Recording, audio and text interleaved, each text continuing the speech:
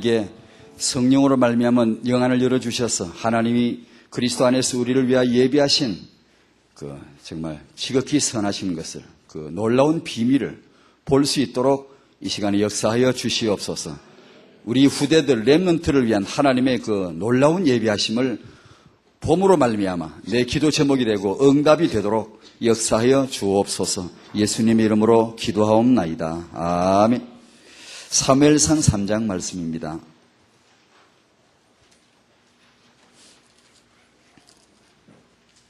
사무엘상에 여러분이 아시듯이 사무엘의 생육력이라고 해야 되나? 그를 위한 기도, 잉태, 출생, 양육, 성장의 기록, 하나님과 사람에게 은총을 받아가는 내용, 그리고 3장에도 사무엘에 관한 어렸을 적의 기록이 쭉 나옵니다.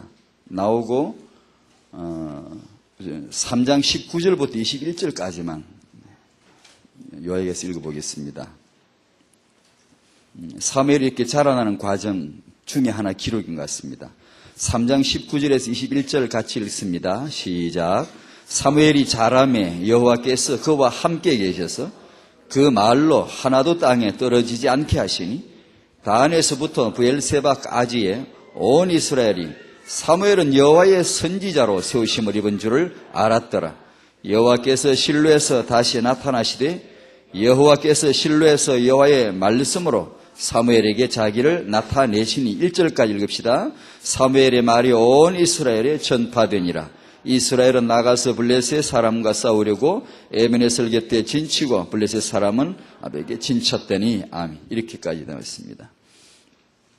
렘넌트의 이상적인 하나의 모델입니다. 우리 후대가 사무엘 같은 후대가 일어설 줄로 믿습니다. 지난번 6월 11일 핵심 때에 메시지에 공동체란 말씀이 나왔죠. 거기에 이제 어제 핵심에서는 이제 결론에 이 부분이 나오더군요. 출애굽 공동체, 그죠? 나왔죠? 그 다음에 뭐가 나왔죠? 바벨론 공동체, 또 로마 공동체 이렇게 나오더라고요. 출애굽 공동체 생각해 보시고, 이제 타행화 메시지니까 여기다가 그 공동체 하나를 또 더 넣어봅니다. 출광야를 해야 되는데, 출애굽한 이스라엘 백성이 광야에 나왔는데 광야 또한 벗어나지 않으면 안 될 하나의 시간표예요. 노예 해방에서 신분이죠. 노예에서 해방을 받는 피로 말미암아 이 출애굽 공동체를 위한 하나님의 예배하심이 요셉이고 모세인데 그 이전에 공동체적인 준비는 1장 7절에 출애굽 1장 7절에 보면 이스라엘 자손들이 번성하고 생육이 번성하고 증다하고 아주 강성해지는 내용이 나오죠. 출애굽 공동체 준비입니다, 사실은. 그 다음에 광야에 나왔는데 가나안 땅에 들어가야 되는데 광야만 계속 머물면 안 되잖아요. 이 광야를 벗어나기 위한 그야말로 이것은 노예 근성이죠. 노예 체질이죠. 노예 근성을 개혁하는, 노예 신분에서는 해방됐지만 노예 성질이 아직도 그대로 잠재있기 때문에 이것을 고쳐야 자유를 누리지. 자유가 됐지만 누릴 줄 모르니까. 언약의 땅을 좁은들 제대로 누리겠습니까? 그러니까 체질을, 근성을 개혁해야 되는데, 이 진정한 개혁이 필요하죠. 여기서 개혁하시는 가장 정말 지혜로우시고 능력 많으시고 하나님께서 이 백성들을 이 체질을 개혁하시는데 40년이 걸렸죠. 그것은 핵심의 후대가 들었습니다. 후대로 말미암아 온전한 개혁을 이루신다. 그 다음에 여기다가 우리 다락방을 연결해 봅니다. RUTC라고 하는 시대적인 세계복음화를 위한 이 운동이 왜 필요한 것인가? 만약에 출애굽해야 되는데 애굽에서 타행화 사역이 없었다면 어떻게 될까요? 광야를 벗어나야 되는데 광야에서 민수기 14장 1절에서 12절 쭉 나오는데 12절에 후대가 일어나지 않으면 어떻게 될까요? 광야 벗어날 수 있을까요? 애굽에서 빠져나와야 되는데 나오기 전에 이스라엘 백성이 생육이 중다하여서 큰 공동체를 이루는데요. 이게 애굽에서 타영하사에게 이유, 광야에서의 타영하사에게 이유, 다락방에서 세계복음을 해야 되는데 아르디시 렘넌트 운동의 진정한 뿌리는 뭔가? 타영하에서부터 출발되어야 되지 않겠는가? 그것을 생각해 봤습니다. 핵심에서 나온 메시지를 이제 우리 타영하 쪽에 좀 설명을 좀 붙여보는데, 천주교에 대한 얘기가 나왔습니다. 개신교를 이게 정복하기 위한 전략 중에 뜨레스 띠아서 영성훈련이고 어린이들을 위한 몬테소리 교육이 나왔어요. 그 두 가지가 언급이 되죠. 5월 26일 날 한국 통계청에서 발표한 내용 여러분 아실 겁니다. 보신 분이 계실 거고. 한국의 주류 종교, 불교고, 불교 안에 여러 파고, 천주교고, 기독교고 다 막내에서 발표 나왔는데 다 성장했죠. 언젠가 한 인류학자가 누구죠? 탈종교화를 말했죠. 탈종교화. 사람들이 이제 문화활동을 하고 이제는 모든 종교가 별로 그렇게 영향을 끼치지 못할 것이고 이제는 사람들에게 종교는 매력이 없어질 것이다 라고 했지만 한국의 조사 발표를 보면 50.3%인가에서 53. 몇 프로로 올라갔습니다. 다시 말하면 영적인 존재인 인간은 어쩔 수 없이 종교를 떠날 수가 없죠. 더 늡니다. 더 느는데 문제는 불교도 늘었고 천주교는 220만이 늘었더라고요. 놀라지도 않죠, 여러분은? 전에 축구할 때 모인 응원제가 200 몇십만이라고 하던데 나와서 밤에 응원한 사람들이 어마어마한 게 거의 7, 80% 급성장을 했어요. 천주교가요. 기독교만 떨어졌어요. 모든 종교 중에 기독교만 떨어졌어요. 다 올라갔어요. 탈종교화는 틀렸다는 게 증명돼요. 왜냐하면 종교인이 늘어나요. 늘어나는데 주로 천주교에서 다 늘어났고 기독교만 하락했더라고요. 여기서 자 보셔야 됩니다. 우리가 천주교를 놓고 볼 때 수적으로 지금 기독교인이 기독교에서 1300만이라고 발표했지만 집집마다 방문해서 조사해 보니까 한 860만이에요. 나온 게. 그러면 한 5, 600만은 휙 날아가 버린 거죠. 이게 거품이죠. 허수죠, 허수. 이 조사는 신빙성이 굉장히 있습니다. 왜냐하면 직접 찾아가서 다 조사하기 때문에 오차수가 많지 않습니다. 근데 앞으로 이 발표가 한 5년마다 조사하는 거고 10년마다 이렇게 5년 단위로 10년째 이렇게 발표해 나가는데 이런 식으로 우리가 기독교, 개신교가 감소하고 천주교가 늘어나면 단번에 이제 수적으로도 1위로 올랐습니다. 곧. 그리고 비영리 단체 중에 돈이 제일 많은 단체가 천주교이거든요. 2위가 하버드 대학이고 돈이 어마어마합니다. 그리고 유대교 볼까요? 세계 내노라 하는 인물들은 그래도 유대교의 교인들입니다. 유대교인들이라요. 종교적으로 분류하면 유대교인들입니다. 세계적인 인물들이 인물 1위래요. 여기서 우리 기독교 설 자리가 어디 있겠는가? 암담하죠. 유일하게 승리하는 단체가 다락방인데 그것을 이런 시대적인 의미를 놓고 볼 때 복음과 전도와 세계복음화를 위한 시대적 뭐라고 해야 되나? 이 책무감, 이 사명감 이걸 우리가 꼭 청성 떼야 되지 않겠습니까? 지금 이게 만약에 이게 틀림없이 여러분이 아시듯이 개신교가 이렇게 된 건 복음과 전도 이렇기 때문이겠죠. 전도라는 게 사람 데리고 오는 거 행사하는 정도였기 때문에 대부분 그랬거든요. 제가 젊어서 전도할 때도 그랬거든요. 일반 교단에서. 데리고 오고 행사해가지고 막 모으는데 그렇게. 그러다 보니까 결국은 복음 잃고 전도 잃으니까 이렇게 됐고 또 하나는 규모 잃었기 때문입니다. 기독교인 수가 안 늘어나는 게 차라리 날 뻔했습니다. 안 늘어나고 있었더라면 차라리 이런 현상은 없는데 차근차근 늘었는데 많이 늘었는데 사회 현장에 기독교인이라는 수는 많은데 규모를 놓고 보면은 수준이 너무 떨어져 버리니까 우리가 우리 목을 자른 것이죠. 누가 우리 목, 기독교가 뭘 한 게 아니고 기독교인 우리가 우리 이미지를 스스로 광고를 해버린 게 형편없는 단체다 우리는. 우리는 수준이 굉장히 낮다라는 것을 스스로 광고를 해버린 것이죠. 그러다 보니까 아주 이제는 교회는 자정 능력이 상실됐고 교회 바깥에서 교회를 상담해 주려고 그러고 뭐라 그러고 막 이렇게 조언을 해주고 그럽니다. 지금 이제 교회를 보고 뭐라 그럽니다. 이제 이런 이제 종교 시대가 됐단 말이에요. 지금. 그러니까 이런 규모를 잃었고 그 다음에 후대를 잃은 겁니다. 후대에 대한 비전을 전혀 갖지를 않은 거예요. 오직 사명을 감당하고 오직 이렇게 열심히 이렇게 충성을 하는데 정작 우리 안에 성도의 후대나 우리 안에 가까이 있는 후대 회복에 대해서는 간과했기 때문에 이런 일이 벌어지는 것입니다. 지금. 그래서 다락방이 복음과 전도와 그리고 올여름의 규모와 그리고 렘넌트 운동, 이것은 시대적인 하나님의 마지막 책무다, 마지막 멍에다, 거룩한 멍에로 아시고 우리 한 복음을 지키십시다. 그리고 전도 현장, 캠프 현장, 전도라고 하는 우리 특징이 복음만 아니고 현장이거든요. 전도를 해보는 현장, 사람들을 찾아가서 그리스도를 정확하게 설명해 주는 현장이거든요.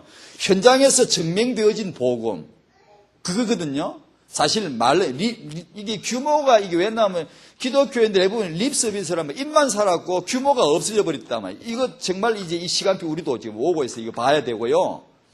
복음이 현장에서 어떻게 증명되는가, 이것이 능력 있는 복음이거든요. 귀신에 눌린 자를 해방하고 병든 자를 치유하고 눌린 자를 자유케 하고 방황하던 자가 복음 때문에 딱 방향성 일어나는 이런 현장이 우리에게 있단 말이에요. 그러니까 청성 우리가 스스로 자만해서가 아니고 한국의 이 기독교를 우리가 아니면 이게 지금 자꾸 떨어지는데 이 진짜 참복음의 명예를 우리가 어쩔 수 없이 짊어져야 안 되겠습니까? 승리하시기 바랍니다. 정말입니다. 그런 시대적인 그림이 그려지지 않습니까? 우리 한국이 지금. 여름 성경학교 제2과에 나오는 내용입니다. 기초 규모입니다.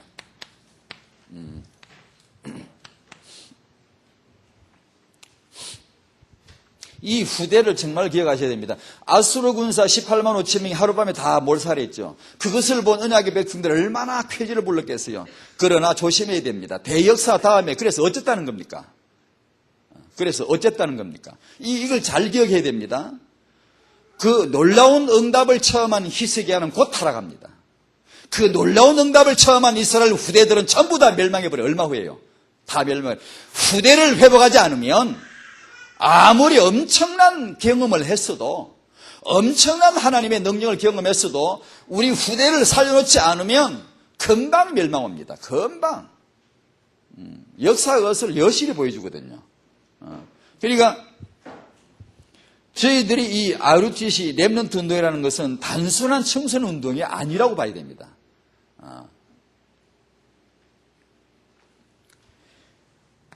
기초,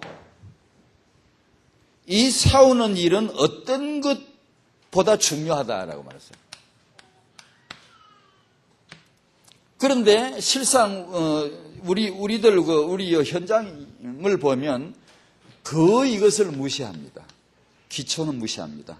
눈에 보이는 건 우리 당장도 우리가 뭐 외모를 꾸미는 이런 건 뭐 잘해도 속은 잘 단장하지 않습니다. 좋은 아파트 사료가 몇 평이냐, 얼마짜리냐, 이기는 가치를 매겨도 그 집 안에 들어가 사는 사람이 누구냐, 이건 별로 상관하지 않습니다. 그냥 집만 크면 사람도 큰 줄 알고, 집이 비싸면 사람도 비싸진 줄 알지, 그건 잘 모릅니다. 생각하지 않아요. 근데 거의가 무시한단 말이에요, 지금. 우리 분위기가. 이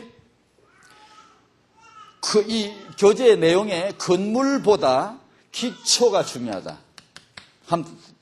저를 따라 주십시오. 타영하는 기초 축복이다. 이번에 나무 가지보다 더 중요한 게 뿌리다. 따라합시다. 타영하는 뿌리 축복이다. 이 축복이 여러분에게 있기를 바랍니다. 이 뿌리를 보존해라. 이 기초를 살려라. 그 말이죠. 영원히 없어지지 않는 기초 규모를 세우는 일은 어떤 것보다도 중요하다.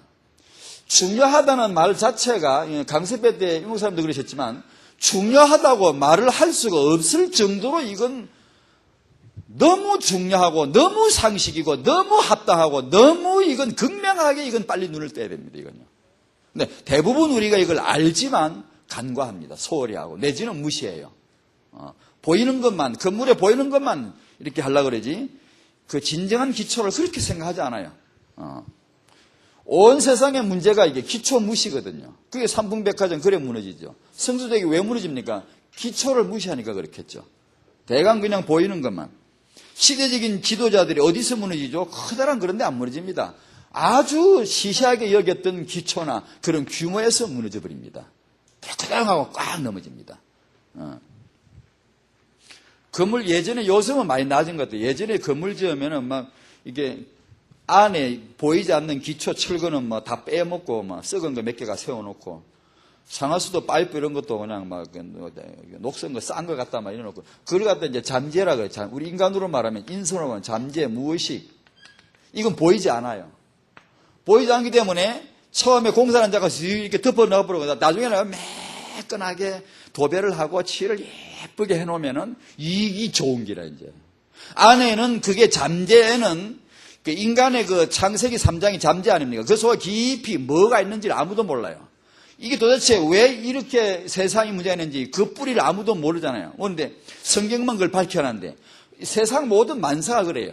잠재 속에 이런 걸 갖다 싸구려를 갖다 깔아놓고 타영아 육아가 싸구려 되면 안 됩니다. 정말입니다 이건요. 이 기초를 타영아 육아를 대강 싸구려로 그냥 적당히 넘어가 버리면 평생가 이게 이제 차라리 이게 겉에 보이는 거 뜯어내고 빨리 붙이는데 이 속에 거 뜯어냈다고 하지만 공사비 몇 배로 더 들고 골치 아프고 살아간 사람이 거주한 사람이 두고두고 골치 아파요. 물이 샜다 고치면 또 새고 보일러 터졌다 또 고치고 인생이 뭐 여기 사고나 뭐 고치면 또 이쪽도 사고 뻥 뚫려서 맨날 고치다가 이게 보일다 이게 종교 아닙니까?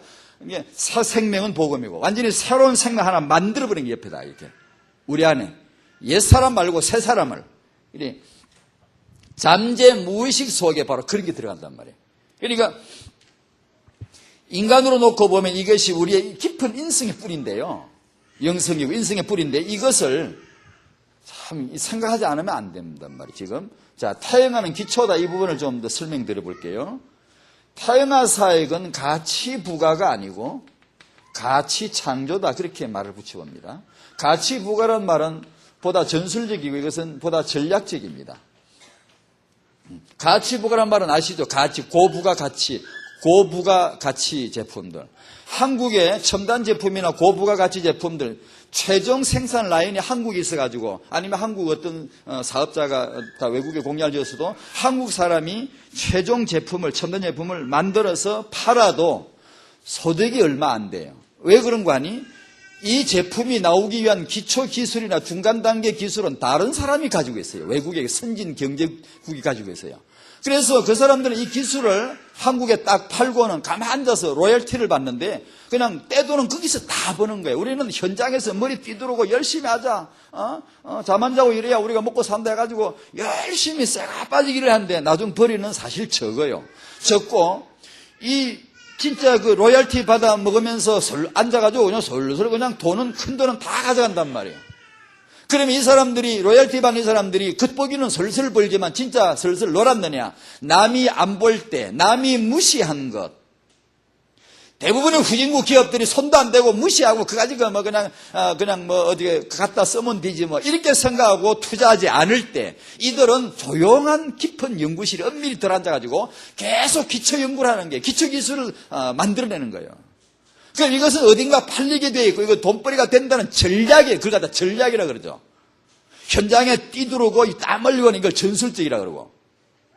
그런데 그와 같이 말입니다. 그와 같이 미국인 그런 기초 연구하는 연구소가 400개가 넘다 그러더라고요. 제가 한 3년 전에 조사한 바로 보니까 400개가 넘다. 그때 한국에는 너무 취약해요.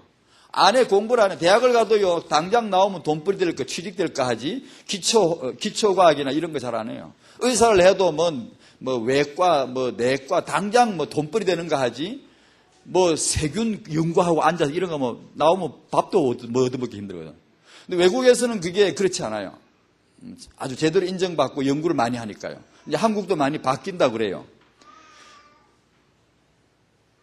사사시대에 오늘 보면 한나가 사무엘을 낳아서 기도했고 잉태했고 출산했고 양육했고 키웠는데요.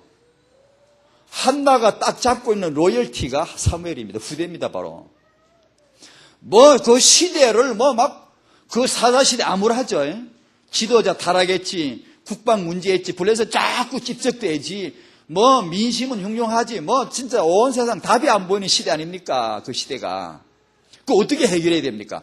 이렇게 가치 부과를 전술적으로 생각본다면 여러 가지 나타나야 되겠죠. 뛰어댕겨야 되고, 조직위원회를 만들어가 싸워야 되고, 군인 훈련을 빨리 막아라, 벌레선 막아라, 갖다 얻어 터지고 또 죽고 다 몰살하고, 이런데.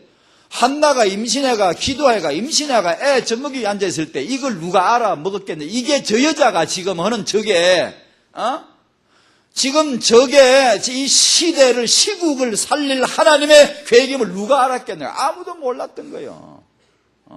이걸 전략이라 그럽니다. 한나가 그건 조용히 하고 딱 내놨을 때 한나는 평생 로얄티를 딱 쥐고 있는 거예요. 평생 이제. 지금 오늘도 우리가 한나 로얄티 아닙니까? 한나의 그 이름이 어떤 이름이 되어버렸습니까? 그거란 말이기. 그러니까 태영아를 그런 전략으로 보고, 태영아 부사역도, 이게 돈만 들어가지고 돈 나올 게 없고, 애들이 헌금을 별로 하나? 태영아가 직장 있나, 뭐가 있나?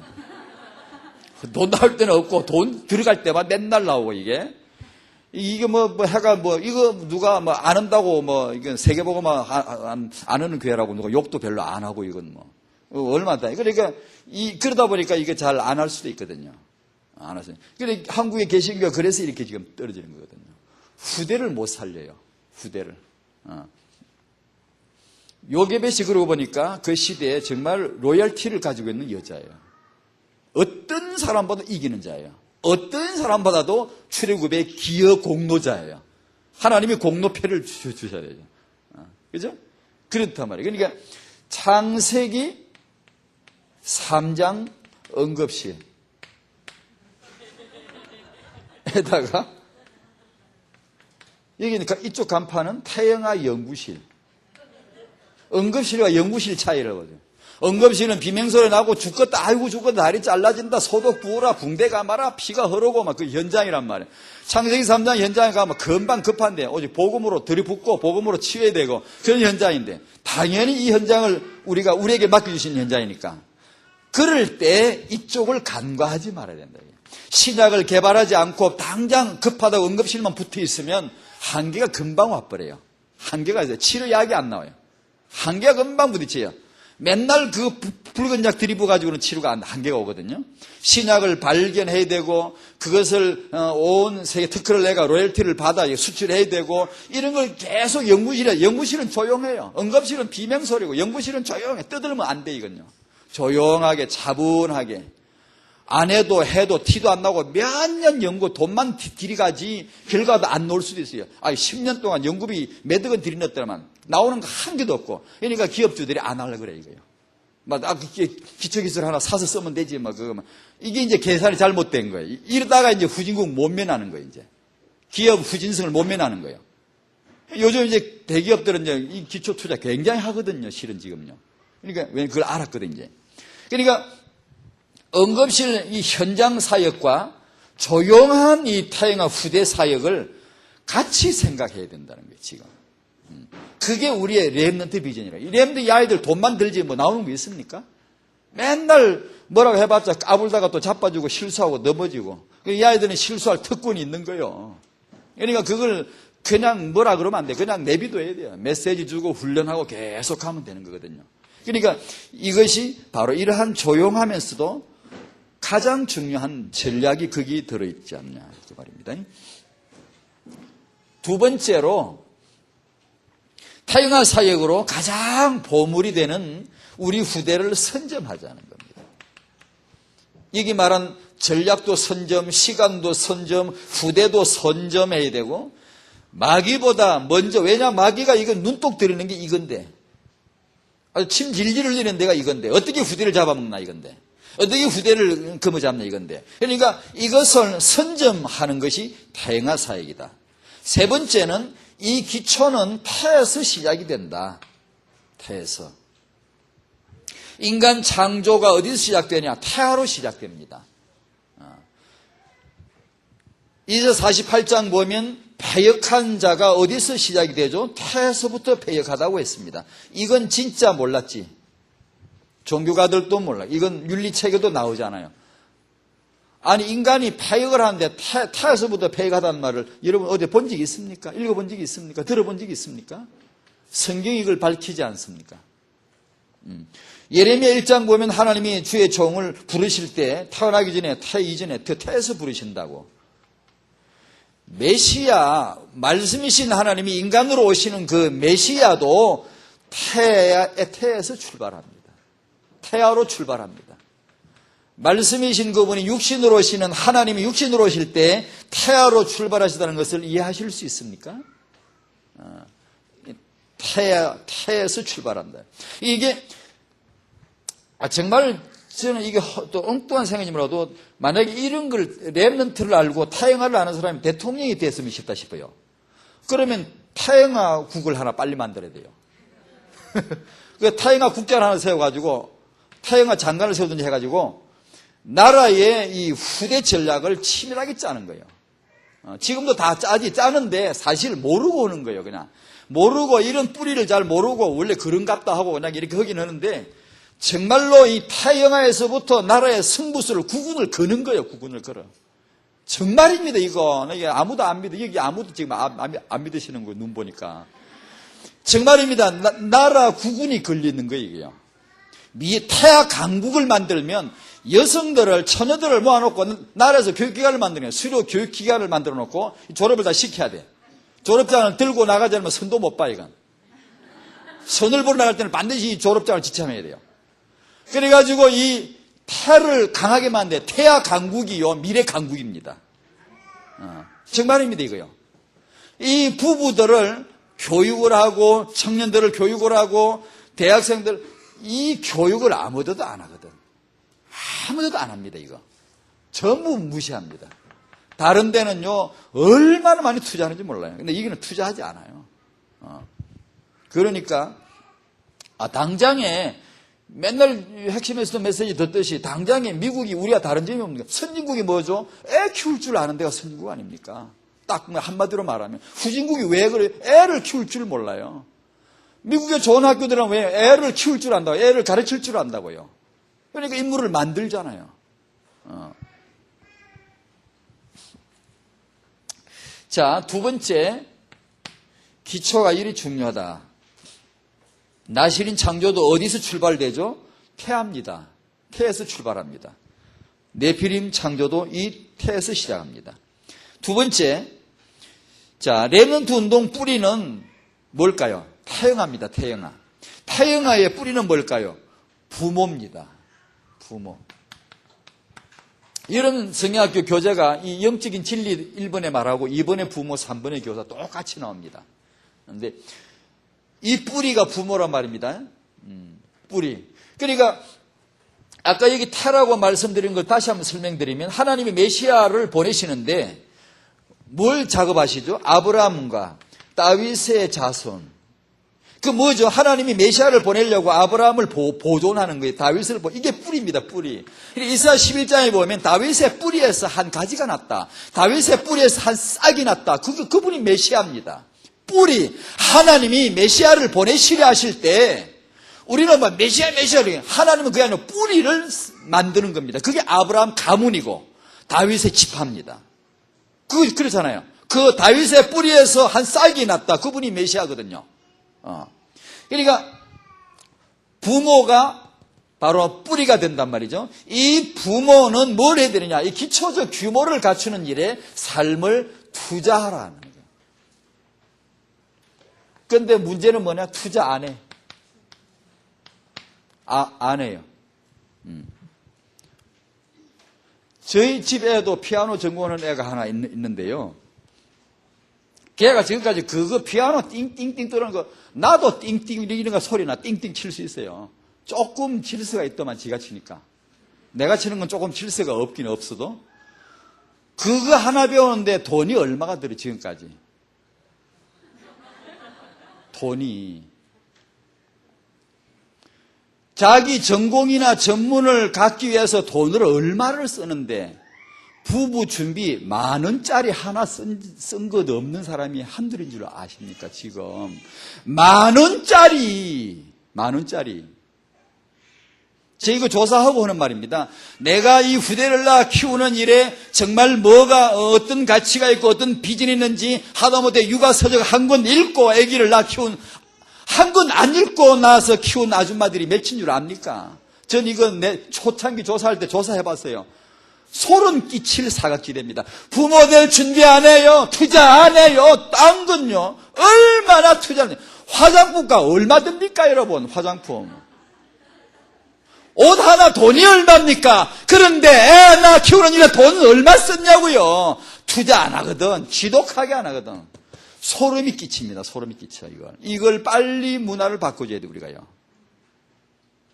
빨리. 어제 난 메시지에 나오더만 유대인들 책 읽는 거. 책 좀 읽고. 여기 언제쯤에 우리 목사님 여기 뭐 도서관 만들라고 옛날에 그랬다 그러던데. 태영아실에 애기 엄마들 실에 찬송가 그 연주로 반주로 멋지게 나오는 그런 찬송가 반주 잔잔하게 음악 깔고 우리 엄마들이 모여서 다 앉아서 책을 또 이렇게 그런 문화도 좀 만들면 좋겠는데 그지? 제가 어제 주일날 부산 임마누엘의 그 태영아 성교육 때문에 가던데 그 열차 안에 책 들고 읽는 사람 아무도 없어요. 대한민국. 유대인들은 책 읽어요. 아줌마들이 책 읽어요. 일본 사람들도 만화책이지만 책은 읽어요. 근데 우리 아줌마들 책 안 읽어요. 진짜 죽으라고 안 읽어요. 전부 휴대폰 같은 이러고 앉았고 안 그러면 몇 점부터 TV 나오는 거 보고 앉았고 도무지 책을 안 읽어요. 이 문화를 다락방 바꿔줘야 됩니다. 이게 규모 갱신입니다. 앞으로 좀 우리 그릇 규모 좀 바꿉시다. 한꺼번에 안 되지만 좀 분위기 바꿔야 됩니다. 앞으로 이게 중요합니다. 앞으로 부모 되는 거 좀 투자해야 될 거 아니겠습니까? 부모가 되도록 투자를 해야 되는데 이거 어떻게 되나 하고 걱정해 보니까 이게 힘들어요. 당장은. 그래서 시스템을 깔아줘야 되겠더라고요. 이걸 하지 않으면 안 되겠어요. 이 사각지대를 어떻게 살려내느냐. 첫 번째 청년 여러분들이 이걸 들으셔야 돼요. 청년 여러분들에게 여러분들이 멘토도 필요하고 여러 인턴십도 필요하죠. 여러 분야 인턴십 필요하죠. 정말 여러분에게 인턴십이 뭐가 필요한 줄 아십니까? 이건 생각도 안 해요, 사람들이. 정말 여러분들에게 정말로 중요한 인턴십이 하나 있는데 부모 될 준비에 대해 성공하신 성공이라는 게 그 특별한 그런 것보다는 앞서간 선배 부모님들을 통한 이 부모 될 인턴십을 해야 된단 말이에요, 지금. 이걸 시스템을 갖춰서 해줘야 돼, 청년들에게요. 이건 안 하거든. 다른 거, 자기 전공 분야, 전문 분야, 이런 건 계속 보는 거예요. 책을 읽어도 그걸 계속, 이건 책을 읽질 않아요. 시간 낭비라고 생각해요. 인턴십 필요해요. 이거 해줘야 돼요. 스스로도 하세요. 이걸 하세요. 알게 모르게 이거 들어놓고 읽어놓고 하세요. 알게 모르게 자꾸 하세요. 반드시 하셔야 됩니다. 세상 불신자 친구들이 청년들이 이게 뭐냐고 그런 소리 해도 여러분은 속지 마세요. 이걸 지금부터 하세요. 그래 나중에 여러분의 다음 세대는 그 문화가 드디어 서서히 이제 안정되어 갈 거예요. 그 문화를 만들어야 돼요. 사상 문화를요. 지금 당장은 어렵지만 이걸 해야 되고 우리 부모님들을 위한 인턴십이 필요해요. 부부가 그냥 됩니까? 아무나. 부모 아무나. 이게 조부모가 필요해요. 50대 넘으신 우리 조부모님들, 여기 계시죠? 50대 넘으신 분 안 계세요? 전부 다 30대 이상은 없네, 여기 보니까. 조부모님들 계셔야 되는데, 제가 이제 이 시스템, 이거 이제 우리 성교국에서 기도하다 보니까 이제 어제 아침에, 오늘 아침에는 그 축구 때문에 성경 못 봤네. 떠들어서 와서, 어젯밤 12시 넘어 집에 와가지고 잠도 못 자고 떠들고 해서 차 몰고 오다가 막 졸다가 그냥 차 운전하다 졸다가 운전하다 이런. 이 조부모님이 이게 나이 연세 드신 분들, 여러분 선진국 유대인 유치원 가면 선생님이 누가 하게? 50대 이상 60대 할머니들입니다. 한국은 유치원 선생님 누가 하게? 대학 갓 나온 새파란 예쁜 멋있는 처녀들이 합니다. 이게 망하는 겁니다. 이게 후대에 대한 비전이 전혀 없는 겁니다. 젊은 사람을 시키질 않아요. 왜? 뭘 알아 쥐들이? 뭘 아냐고요? 모릅니다. 인생이 뭔지, 정서가 뭔지, 정말 그 후대를 품어줄 정서가 준비가 안 되어 있습니다. 이론은 배운 건 있겠죠. 그걸 가지고 키우는 건 아니거든요. 유대인들이, 자, 유대인 맨날 이거 해서 좀 재수 없긴 없는데, 뭐, 그래, 지금은 청승 좀 하긴 해야 돼요. 나 진짜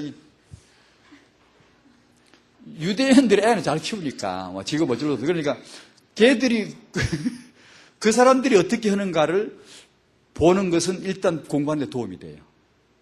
우리 유치원 교육도, 그러니까 조부모님들 앞으로 그냥 나이 들어 머리 샜다고 하지 마세요. 제가 어제 아침에 디도스를 읽었는데요. 그제 아침에는 새벽에는 디모데후서를 읽었고, 디도스를 딱 읽으니까 늙은 여자가 딱 나오더라고요. 그걸 보는 순간 눈이 번쩍했습니다, 제가요. 제가 늘 기도했거든요, 그 부분을 놓고요. 여기 늙은 여자 계십니까? 늙은 여자는 젊은 여자를 가르치라 딱 그러더라고. 만약에 제가 늙은 여자로서 그날 어제 그 성경 딱 읽다가 그 부분을 봤더라면 그 자리에서 무릎 딱 꿇습니다. 하나님, 제가 늙은 여자입니다. 제가 늙은 여자 여기 있습니다. 제가 붙들 말씀 오늘 주셨군요. 여러분 말씀을 왜 읽습니까? 왜 메시지를 강단에서 주십니까? 하나님이. 그 딱 나에게 주시는 거 있지 않습니까? 그건 딱 붙잡아야죠. 그렇군요, 하나님. 이 늙은 여자가 이걸 할 일이 있군요. 젊은 여자를 가르치라. 집안일을 하는 걸 가르치라. 남편 사랑하고 자녀 양육하는 걸 가르치라 그러더라고. 이야, 이게 정말 딱이구나 했더라고요. 여러분, 조부모님 여러분, 그거 준비하십시오. 하나님 말씀하셨어요. 아멘 하세요. 누구 말씀이라고요? 하나님 말씀했으면 잡으세요. 아하, 내가 괜히 늙은 게 아니구나. 진짜 늙은 여자는 젊은 여자를 이렇게 하라더라.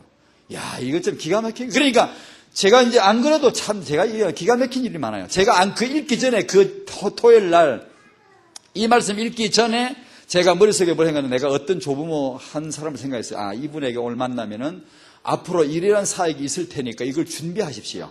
지금 조부모로서 손자를 돌보고 키우는 걸, 손주는 걸 자기 딸만 이렇게 기록을 하는 게 아니라 조부모로서도 기록을 하십시오. 준비하고 뭔가를 정리를 해놓고 기도하고 앞으로 인턴십 할 일이 올 겁니다. 이 젊은 부부들을, 젊은 여자를 모아놓고 해줘야 됩니다. 이 부분을 분명히 이게 도와줘야 됩니다. 그걸 준비하십시오라고 얘기 딱 하려고 하고 있는데 이 말씀이 탁 튀어나왔어요. 그리고 기도가 딱 맞아 떨어지는 거예요. 여기도 그런 분 계실 거예요. 준비하세요. 앞으로 이 사역이 필요해요. 하나님 말씀했잖아요. 젊은 부모님들을, 나이 드신 분들이 인턴십을 해줘야 돼요. 꼭 내가 실패해도 괜찮아. 실패한 거라도 좋잖아요. 우리는 뭐든지 갖다 대면 이제 대단한 거예요. 복음과 언약과 세계복음과 이게 너무 중요한 시간표를 딱 댔기 때문에 뭘 갖다 대도요, 놀라운 의미가 이제 부각이 됩니다.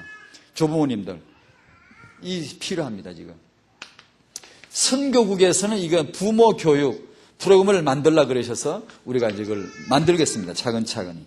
준비해서 도울 수 있도록. 2분에 보면 작은 1분, 그 이제 요셉, 모세, 사무엘, 다윗 7렘넌트가 쭉 나옵니다. 부모들이 자기 기초 규모를 갖추는 일에 투자했다는 거예요. 그 다음에 복음의 규모가 나오죠. 거기에 복음의 규모. 그러면 기도 응답의 규모, 성공의 규모, 응답의 규모, 근원적 규모 많이 나오는데 가장 중요한 게 복음의 규모 아닙니까? 우리 타영아 부모님들 복음 하나만큼, 우리 단체에서 말입니다. 복음 하나만큼은 정말로 다 각각 다르겠지만 누리시기 바랍니다. 정말 복음을 누리셔야 됩니다. 복음 하나만큼. 타영아 육아의 최고의 능력, 복음을 누리는 거다. 엄마 아빠가 다급하지 말고 급히 분내지 말고 초조하지 말고 복음을 누리라. 그 현장에서. 아이 키우다 화낼 일이 한두 번이에요. 성질 정말 한계가 오지만 복음을 누리면 유대인 엄마들 애 키우는 걸 보십시오.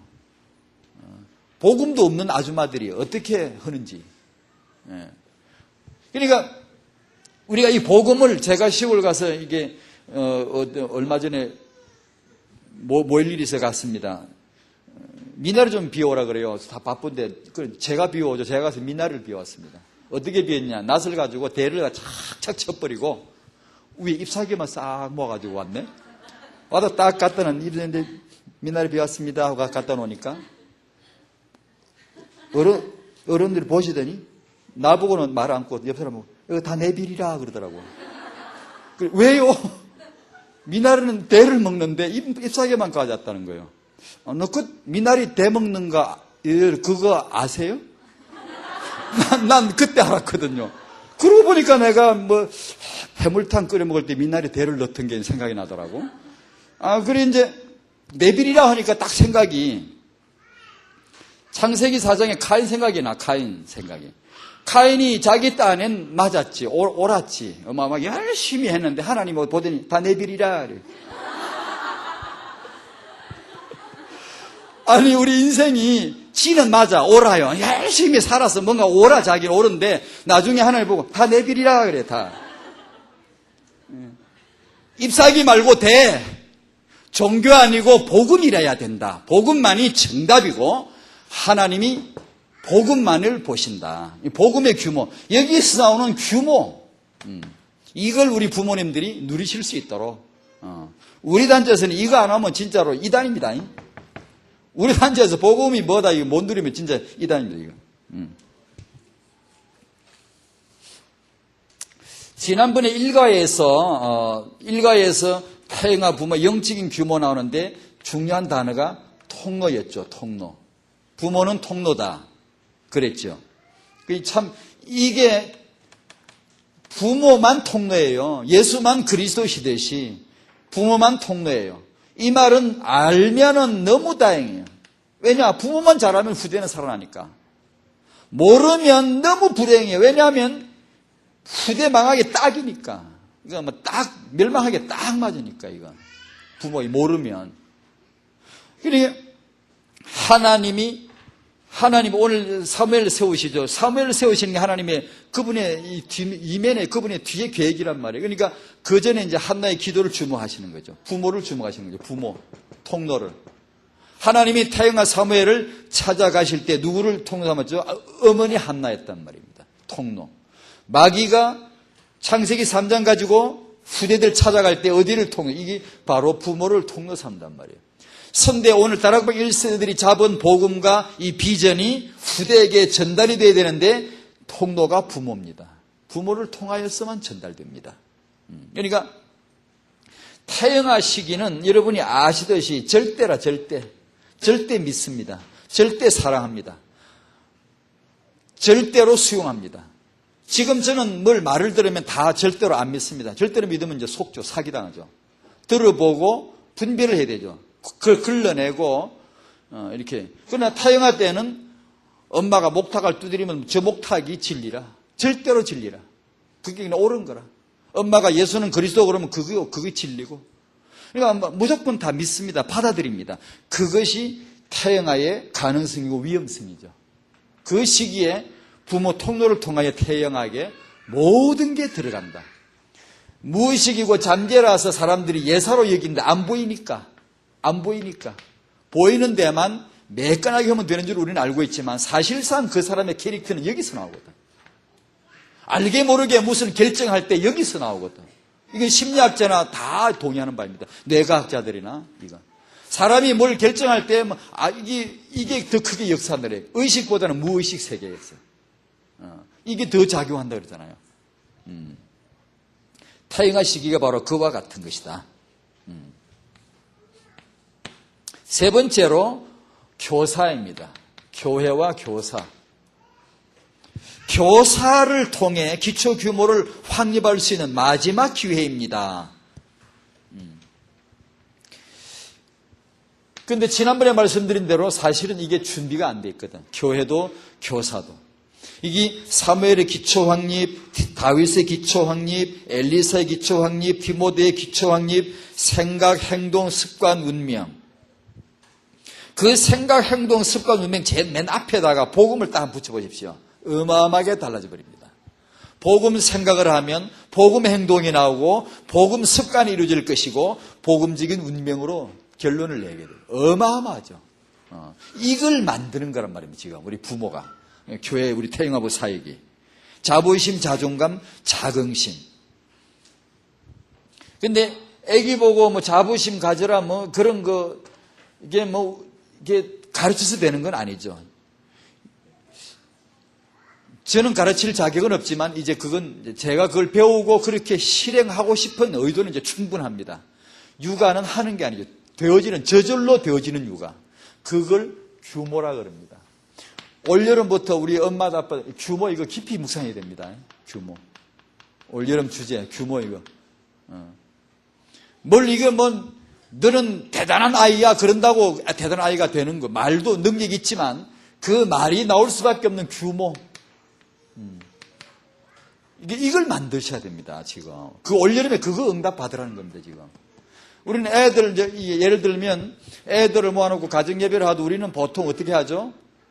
야, 오늘 얘기는 삼손이다. 삼손은 이스라엘의 사사야. 삼손은 힘이 셌어. 왜 그런 줄 알아? 머리카락이 길었거든.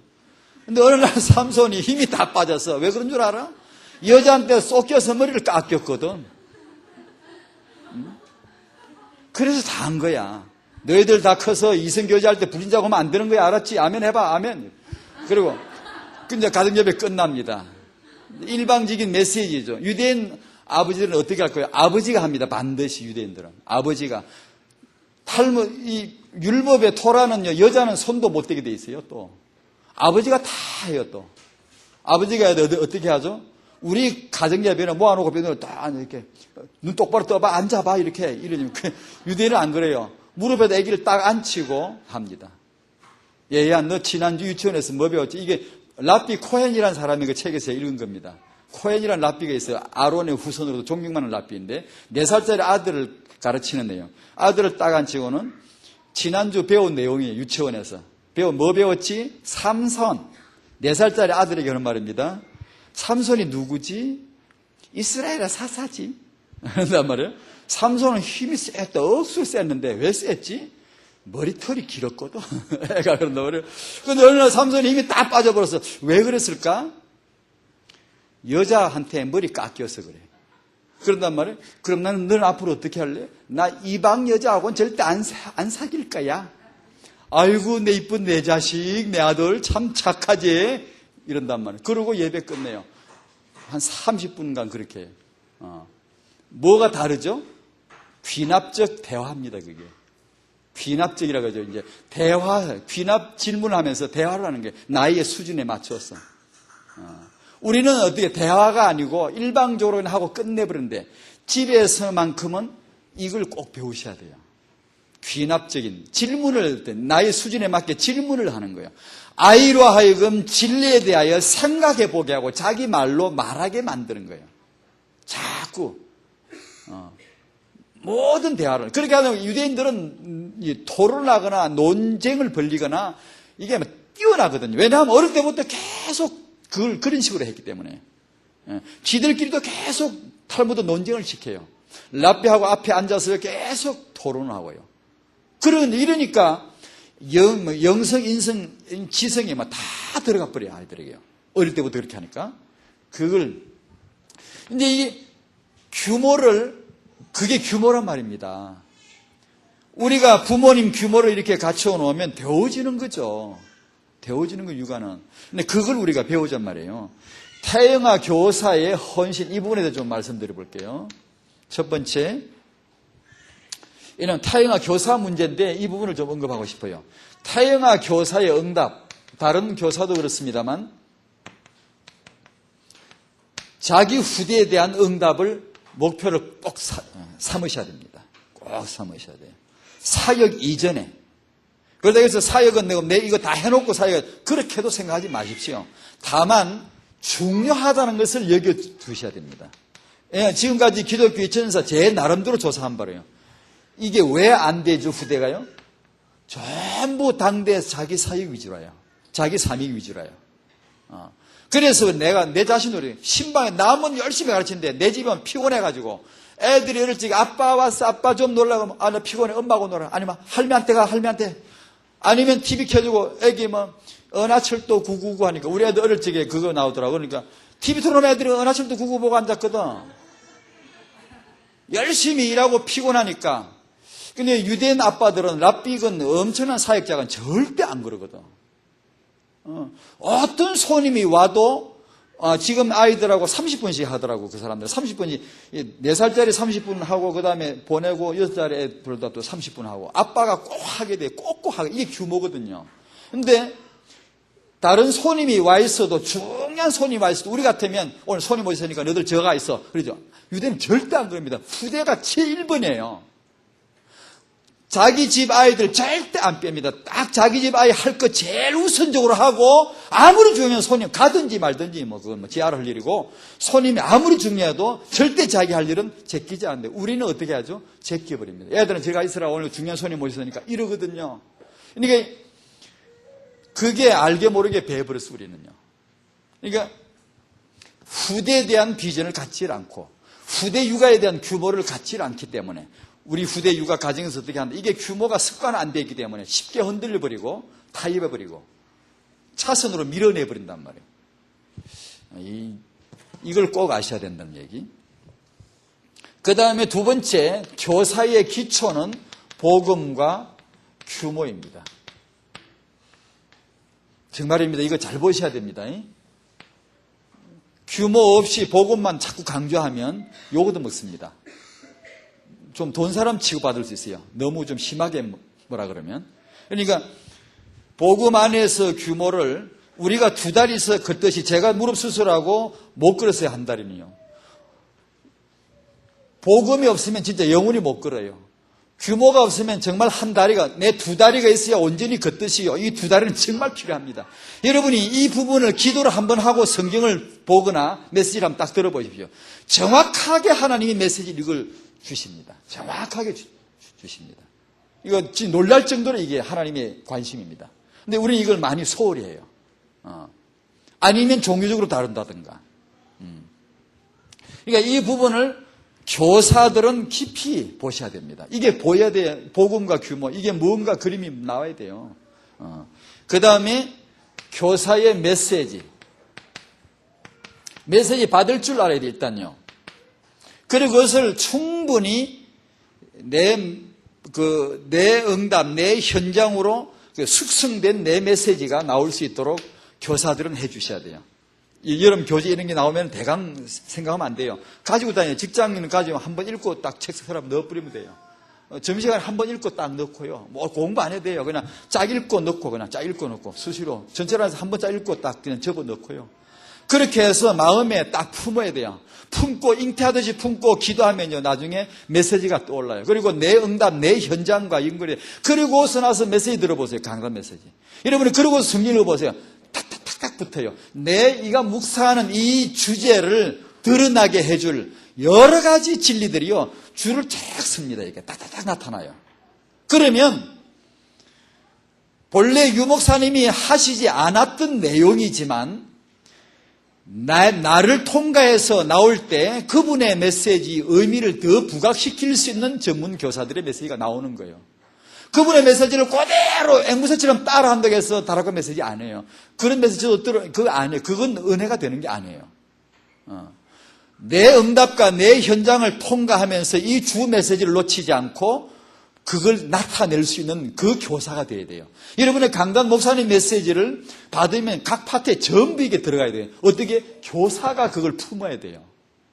어떻게 보면 저는 일단 많이 듣습니다. 제 방법은.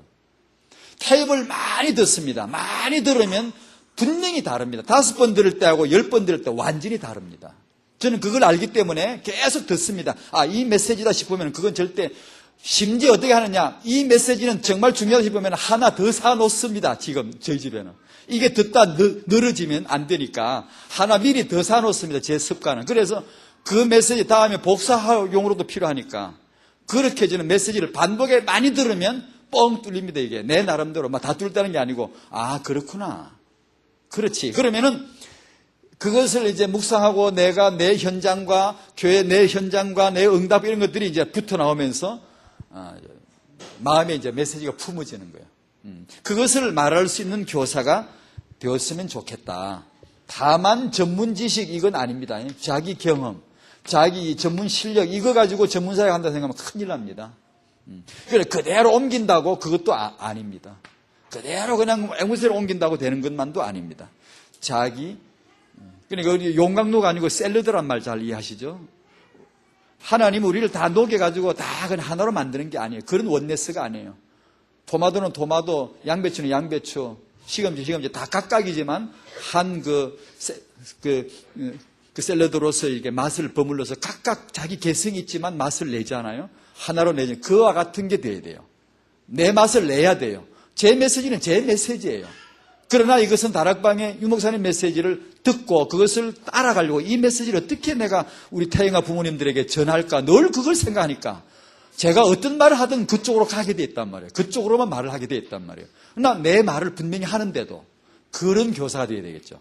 그래서 올여름에 여러분 교사들을 통해서 여러분의 아이들에게 부모님들에게 이게 잘 넘어가도록 잘 전달되도록 올여름에 우리 여름 성경할 때 조부모님 부름도 한번 그런 것도 한번 해보시면 좋을 것 같은데 딱 준비된 교사가 아니시더라도 조부모님들 그런 인턴십이 되도록 좀 또 비슷한 길에 포럼도 필요하고 아니 또 할 게 남았네.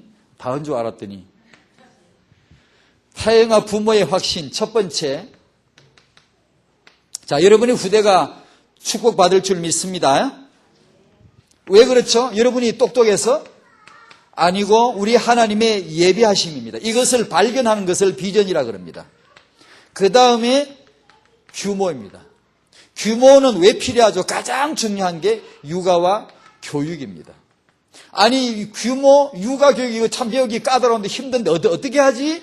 예, 이것을 가능케 해주는 추진력이 비전에서 나옵니다. 비전입니다. 여기서 뭘 보면 나 같은 사람도 할 수 있구나 이게 옵니다. 그게 복음입니다. 복음은 정말로 천하제일도 넌 아무것도 아니야 눌러버립니다. 복음은 천하제일 약한 사람도 넌 할 수 있어 있잖아 이게 힘을 줍니다.